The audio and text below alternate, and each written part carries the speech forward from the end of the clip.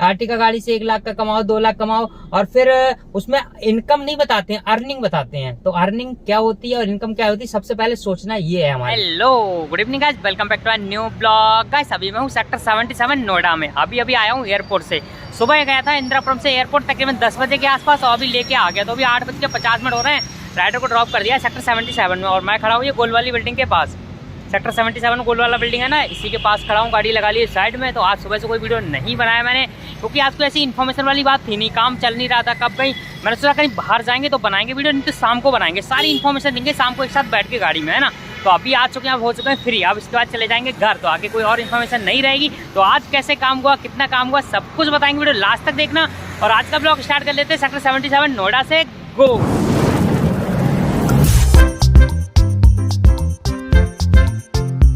तो गाइस आप करते हैं अर्निंग के बारे में बात, अर्निंग इन्फॉर्मेशन देंगे, वीडियो लास्ट तक देखना। और बाहर तो बहुत शोर हो रहा था, क्योंकि ना बाहर अपना इंडिया का तो फैशन है हॉर्न बजाना, गाड़ी स्पीड में चलाना। गाड़ी स्पीड में चलेगी, हॉर्न बोलेगा, चाहे कोई आगे हो या ना हो। तो बाहर वीडियो शूट करना बहुत मुश्किल हो जाता है। अब अंदर आराम से बैठ के बताते हैं आपके लिए। आज मैं सुबह निकल गया था 9 बजे के आसपास, 10-10:30 बजे निकल गया मैं। सीधे एयरपोर्ट की ड्यूटी मिल गई थी मुझे सेक्टर 62 से। मैं वहां से चला गया एयरपोर्ट पे जाके तो टाइम पास करना ही है, क्योंकि जब काम में मद्दा होता है ना, अगर मद्दा है तो आर्टिका गाड़ी पे, एसयूवी गाड़ी पे बहुत डबल मद्दा आ जाता है। क्योंकि ऑलरेडी इसकी गाड़ी अगर काम होना तो ऑलरेडी कम बुकिंग आती है इस गाड़ी पे, और जब काम में मद्दा आ जाए फिर तो समझ रहे हो आप, सब पे बुकिंग आएगी लेकिन आर्टिका गाड़ी बुकिंग नहीं आएगी। तो बहुत सारे ड्राइवर भाई ऐसे मिले हमें एयरपोर्ट पे जिनके पास काम था ही नहीं। जैसे मैं तो ना ओला उबर पे डिपेंड हो नहीं, जैसे आप देखते हो मैं पूरी तरह से ओला उबर पे डिपेंड नहीं हूँ। मैं तो अपने खाली टाइम में चला लेता हूँ। मुझे तो उस दिन का इंतजार है जिस दिन मैंने कोटेशन दे रखी है अपने राइडर को, वो कब डन करेंगे, और जो डन हो रखी तो वो डेट कब आएगी। मैं तो पूरा उस पर डिपेंड हूँ, क्योंकि मैंने अपनी सर्विस बढ़िया देनी है और राइडर बनाने हैं, है ना। तो मेरे काफी राइडर बन भी चुके हैं और बुकिंग मुझे मिलती भी है, जैसे आप देखते हो, है ना। तो इस तरह से आज का, जैसे अभी मैं 3 दिन से ना ओला ओवर में काम कर रहा हूँ कंटिन्यू। तो ओला ओवर में वही अर्निंग जा रही है 2000-2500 लास्ट 3000 तक हो जाती है अर्निंग होती है। इतना बचता नहीं। अर्निंग और इनकम में बहुत फर्क होता है। लोग कहते हैं कितना इनकम, अर्निंग को इनकम बता देते हैं, लेकिन इनकम वो होती है जो सारे खर्चे काटने के बाद बचती है, वो इनकम बोली जाती है। और अर्निंग वो होती है कि कितने रुपए का काम हुआ है, वो अर्निंग में से स्टेट टैक्स भी निकलेगा, टोल टैक्स भी निकलेगा, सीएनजी निकलेगी, पेट्रोल निकलेगा, ड्राइवर की सैलरी निकलेगी। जो बचेगा वो इनकम रहेगी। तो लोग आजकल शेयर कर देते हैं ना वीडियो पे, यूट्यूब पे, फेसबुक पे, हर जगह की आर्टिका गाड़ी से 1 लाख का कमाओ, 2 लाख कमाओ, और फिर उसमें इनकम नहीं बताते हैं, अर्निंग बताते हैं। तो अर्निंग क्या होती है और इनकम क्या होती है, सबसे पहले सोचना ये है हमारे लिए।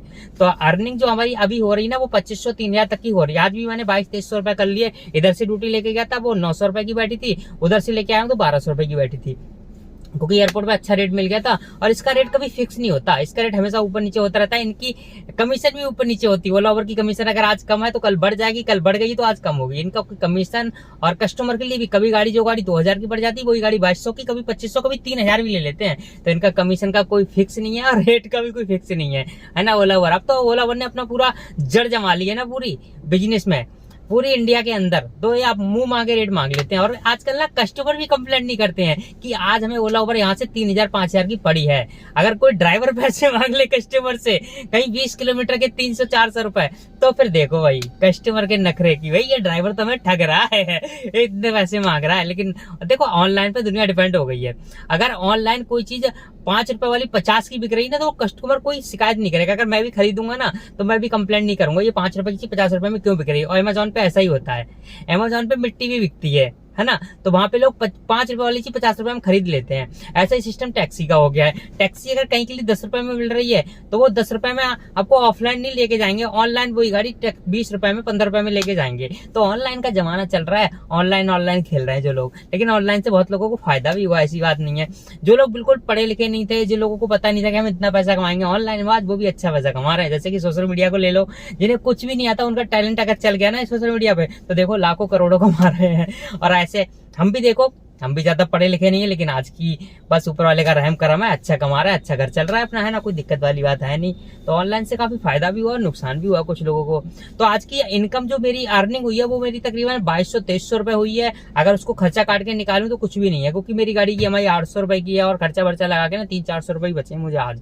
और कल भी मेरा 2500-2800 का काम हुआ था, परसों भी ऐसे ही कुछ हुआ था। तो जो ओला उबर में इस गाड़ी से काम कर रहा हूँ ना मैं, अब आपको पर डे की इनकम बता रहा हूँ, 3000 से ऊपर नहीं निकली है मेरी इससे।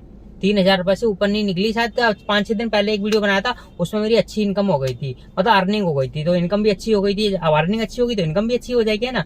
तो अभी 3 दिन से इसमें 3,000 से ऊपर काम नहीं निकल रहा है। और आर्टिका गाड़ी में अगर 3,000 तक का काम हो रहा है ना, तो कुछ भी नहीं बचेगा आपको, सच बताएं तो। क्योंकि 3,000 के काम पे 1,000 रुपए की सीएनजी लग जाती है। 30% 35% सीएनजी लगती है, कभी कभी 40% लग जाती है। अगर खाली जाना पड़ जाए तो 30 से 40% सीएनजी लगती है। अब 3,000 के काम पे 1,000 से 1,200 की सीएनजी लग गई।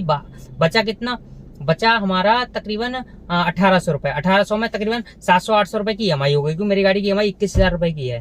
तो 21,000 रुपए की, तो 800 रुपए ईएमआई मान लो, 700-800 रुपए बचे। 1,000 रुपए, 1,000 रुपए में कुछ नहीं तो मैं खा पी लूंगा 200 रुपए, ठीक है। अब बचा 800 रुपए। 800 रुपए में मेरी सैलरी लगा लो कितनी होनी चाहिए। अगर 15,000 लगा रहा तो 500 रुपए सैलरी निकालो, 300 रुपए तो गाड़ी का मेंटेनेंस भी बचेगा। तो कहने का मतलब कि 3,000 रुपए गाड़ी आर्टिका कर रही है रोज का काम। महीने में 30 दिन का बता रहा हूँ मैं, ऐसा नहीं 28 दिन 22 दिन, महीने में 30 दिन काम करती है आर्टिका गाड़ी 3,000 रुपए का। तो ड्राइवर को, गाड़ी मालिक को लगा लो या ड्राइवर को मान लो। अगर खुद वो मालिक है तो अलग बात है, अगर कोई ड्राइवर है तो भी मतलब मालिक ड्राइवर कुछ भी हो, फिलहाल गाड़ी एक पैसा नहीं छोड़ेगी। 3,000 पर डे का काम हो रहा है, तो इसके लिए पर डे का काम चाहिए 3,500 या 4,000, तो गाड़ी 700-800 रुपए 1,000 रुपए छोड़ देगी। आज की अर्निंग इन्फॉर्मेशन यही है, मैं सोचा आज बता ही देता हूँ आपके लिए, है ना। तो अगर गाड़ी 4,000 तक का काम पर डे का कर रही है ना, तो आपकी 10 से 12-15,000 रुपए छोड़ देगी, जिसमें ड्राइवर की सैलरी निकाल दो, ईएमआई निकाल दो, मेंटेनेंस निकाल दो, सीएनजी निकाल दो, पेट्रोल निकाल दो, सारा खर्चा निकाल के 15,000 छोड़ेगी, अगर गाड़ी 4,000 रुपए का रोज का काम कर रही है तो। और नहीं तो फिर वही 0-0 चलता रहेगा। तो 3 दिन से मैं कोई पैसा नहीं बचा पा रहा हूँ, लेकिन मेरी आदत गंदी हो गई ना, घर में बैठना नहीं है, आदत इतनी हो गई ना, बाहर ही रहना है, बाहर ही रहना है। तो रोज काम करने निकल पड़ता हूँ, चाहे मुझे काम मिले ना मिले, बस इंदिरापुरम में जाके खड़ा हो जाता हूँ, वही तिकोना पार्क के पास में, और या फिर एयरपोर्ट। तो ऐसे ही टाइम पास हो जाता है, घर पे भी क्या करूँ। तो अभी अब जा रहा हूँ घर, अब काम खत्म हो चुका है, चलते हैं अब घर और देखते हैं कल कहाँ जाएंगे, कल किसे घुमाएंगे और कहाँ जाएंगे, वो सब बताएंगे कल के ब्लॉग में। तो कल का ब्लॉग देखना बिल्कुल मत भूलना। इस वाले ब्लॉग को कर देते हैं पे एंड, मिलेंगे कल एक अच्छे से ब्लॉग के साथ में। तो चैनल अभी कभी सब्सक्राइब कर लो, बस लास्ट में यही बोलेंगे। हंसते रहो, मुस्कुराते रहो, देखते रहो Vicky blog. Thank you watching this video, bye bye.